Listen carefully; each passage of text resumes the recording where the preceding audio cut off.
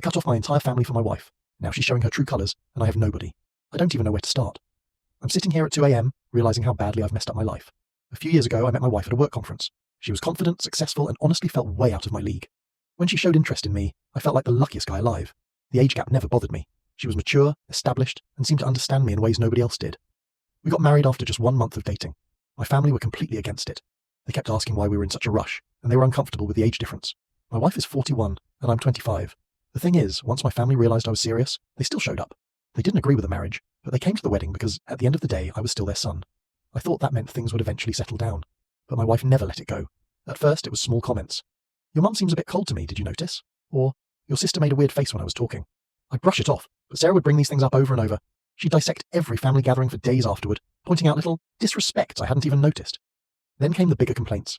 My family didn't include her enough. They included her too much and were overwhelming. My mum was too involved in our marriage. My dad made an inappropriate joke that was honestly just his sense of humour. My brother borrowed money from me once and she made it this huge betrayal even though he paid me back. Every single thing became a problem. Sarah would cry after family dinners.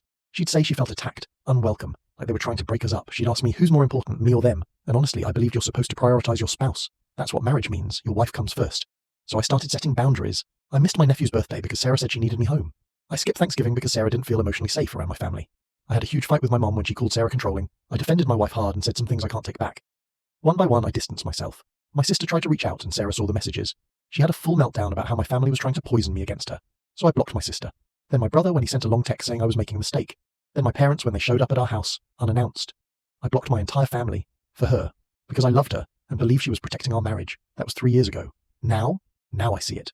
It wasn't just my family she pulled me away from. It was everyone. The friends I have now are her friends. The people we hang out with are her circle. Even the group chats on my phone started because of her. At first it felt normal. When you get married, lives blend. But mine didn't blend. It disappeared into hers. If we argue, there's nobody neutral to call. If I need advice, it all goes through people who knew her long before they knew me.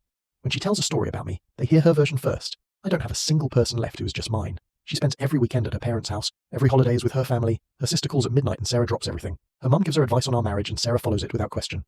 Meanwhile, I'm sitting here with nobody.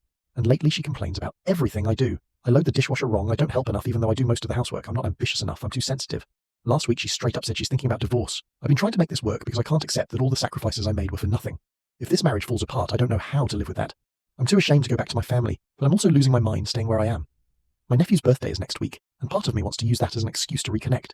The other part of me feels like I don't deserve to sit at that table anymore. I keep imagining walking through that door, seeing their faces and not knowing whether they'd hug me or shut me out. I don't know if going would be the start of fixing what I broke, or just another mistake in a long list of them. I only know I can't keep living in this silence, pretending I don't miss the people I used to call home.